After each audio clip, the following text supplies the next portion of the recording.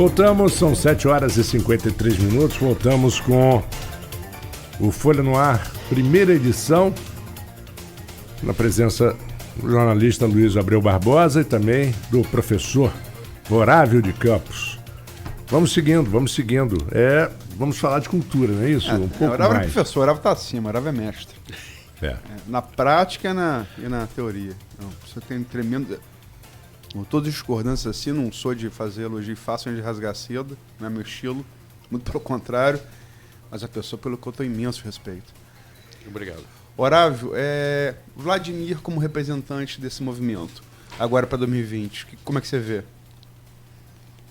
Bom, veja só, eu acho que ainda é cedo ainda, né, para se falar sobre a representação do grupo, né, do Garotinho, com relação à sucessão, né, de Sérgio Diniz. Eu acho que ainda é cedo ainda. Sérgio Diniz e Rafael Diniz. Eu sempre faço a confusão. Pai ou filho, Não, eu sempre fiz a confusão entre um e o outro, né? Mas ele nunca zangou por causa disso, não. Né? Mas então, eu penso que é cedo ainda para se falar sobre... sério, né? O Sérgio Diniz O Sérgio é intelectual professor de peso, Sérgio, é amigo meu pessoal, enfim. É uma pessoa muito querida. Um homem muito correto. Muito. Corretíssimo. Professor muito comprometido, né, com o desenvolvimento, né, dos estudantes, da questão do saber, enfim. Católico progressista. Às vezes, quando eu me refiro a Rafael, eu chamo ele de Sérgio, mas não liga, não, ele acha que tá legal. Mas enfim, eu penso que é cedo ainda se falar sobre... mas eu acho que se ele for candidato exatamente a prefeito da cidade, né, quer dizer, revelando, aproveitando o que se revela a pesquisa atualmente, embora as pesquisas que estão sendo feitas aí, ela não tem ainda muita credibilidade com relação a esses resultados. A pesquisa que soltaram aí é pesquisa feita pelo assessor de Caio. Não dá para... Não dá para fazer um embasamento, né, para que você tenha assim... Mas eu penso que Campos perde com isso. Né? Perde com o quê? Perde porque a representação dele em Brasília é muito importante para a região. Ah, tá. É muito importante para a região. Não. Importantíssimo. Tem feito bom mandato. Ele não consegue exatamente fazer aquilo que nós gostaríamos de fazer, né? Que é ter um momento de lazer, de descansar, assistir jogo do Flamengo, essas coisas todas, né? Enfim. Botafogo ontem que sufoco, né? Mas, meu Deus do céu, mas é bom, mas é interessante essa sensação, é gostosa essa sensação, né? Porque ser Flamengo não é ser partidário de um clube de futebol, é uma coisa diferente, filosoficamente diferente. Não dá para explicar, né? Tanto que no Rio, com todo respeito aos tricolores e tal, você tem duas torcidas no Rio de Janeiro. Né? A flamenguista e a anti-flamenguista. Porque o Botafoguense vascaíno tricolor, antes de torcer pro seu time, ele torce contra o Flamengo. Contra o Flamengo. É um negócio impressionante. E todo mundo joga bem contra o Flamengo. O Fluminense, então... Tem essa história, ele tira tudo, tira aquilo que não tem. Mas enfim. Isso é um pensamento muito meu pessoal. Eu penso que ele é uma pessoa assim, muito bem dotada politicamente. Eu acho que seria interessante que ele fosse exatamente o candidato do grupo, mas em reuniões mais informais, as pessoas voltam sempre à ideia do Dr. Chicão. Né? Eu não sei se alguém já por aqui, né, por essa tribuna aqui, já passou exatamente por isso. Mas se pensa muito na questão do Dr. Chicão, até porque o Dr. Chicão não teve possibilidade de fazer o seu discurso próprio com relação, né, à última a eleição em que ele foi derrotado por Rafael Diniz. Né? Então, seria interessante para o grupo se uma outra pessoa fosse, e não tirasse exatamente... Você particularmente favorável a essa tese? Eu sou favorável à tese. Eu acho que o Dr. Chicão deveria ser o candidato, né? Deveria ser o candidato. Para que Vladimir não saísse exatamente do espaço que ele encontra hoje, que ele é importantíssimo a participação dele com relação a e não há dúvida que ele tem feito um bom trabalho, isso ninguém pode falar. Ele tá, assim, o projeto dele do semiárido, eu falo porque eu acompanhei meu pai em jornal desde o final dos anos 70. E esse é um pleito dos anos 70. A alegação de que o clima de Campos e região norte e noroeste fluminense mudou de tropical úmido para semiárido é uma alegação, e com base em índice pluviométrico, que o desmatamento causou, né? Desde a época da Sudene. Sim. Mas é um pleito da década de 70 do século XX. O projeto da Sudene termina no Rio Itabapuana, pô. Brincadeira. Até a 57 quilômetros. Tanto que chamava o sertão de São da Barra, né? Enfim. E se ele conseguir isso, né? E tá com a UENF, tá bem calçado. Teve aqui o José Carlos Mendonça, né, Marco?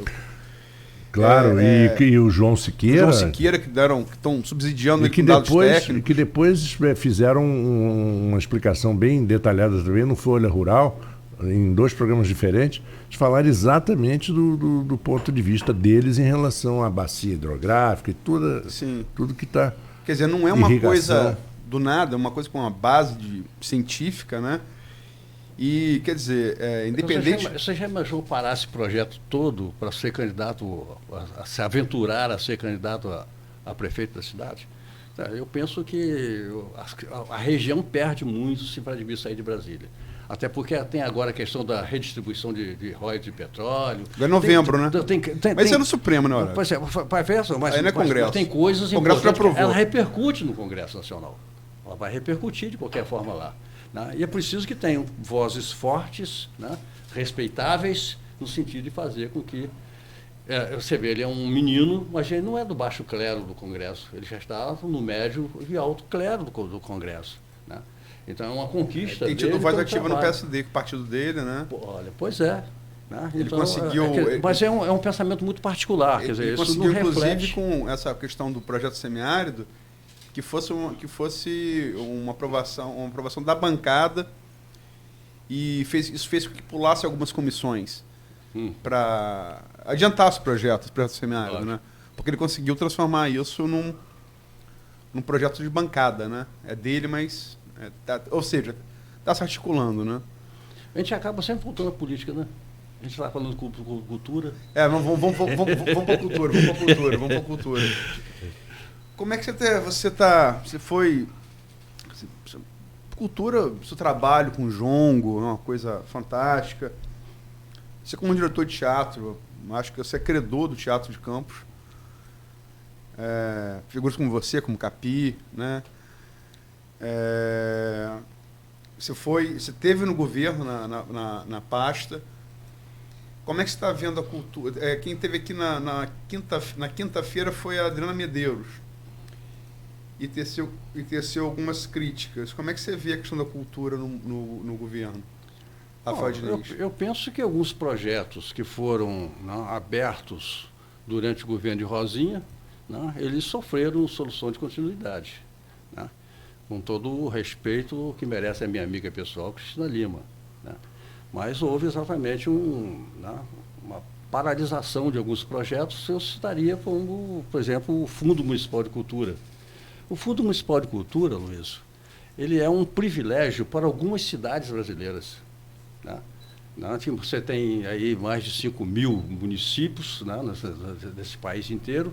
Você vê apenas 1,6% dos municípios têm exatamente o Fundo Municipal de Cultura. E Campos tem um privilégio de ter, que é de 2010. Em 2010, nós criamos o Fundo Municipal de Cultura. Não, Fundo Municipal de Cultura. Sim, eu falando, é um pleito antigo da categoria. É um pleito antigo, mas muito antigo. Sim. Muito antigo. Né? Então, você imagina que só para estabilizar, né, para dar condições de operacionalidade ao Fundo Municipal de Cultura, nós levamos de 2010 a 2014. 2010 a 2014, para operacionalizar, para criar, né, a questão do regulamento. Né? O regulamento do Fundo Municipal de Cultura, eu tive a participação de uma pessoa fantástica, que é o Vilmar Rangel, né, que deu exatamente uma assessoria muito forte no sentido de criar o regulamento. Né? Quer dizer, ele defendeu todas as possibilidades dentro do próprio Conselho Municipal de Cultura, e se conseguiu fazer exatamente isso através do comitê gestor. Então, nós conseguimos, por exemplo, fazer com que o Fundo Municipal de Cultura tivesse uma dotação orçamentária importante no sentido de privilegiar a questão dos editais, né? Os editais de cultura. Então, conseguimos fazer um edital em 2015 e em 2016. Nós tínhamos o que exatamente para fazer isso? Entre um ano e o outro. Nós tínhamos exatamente cerca de 1 milhão. O Fundo Municipal de Cultura tinha mais de 1 milhão em caixa para exatamente dar suporte, o suporte necessário para amparar todo o sistema produtivo cultural da cidade.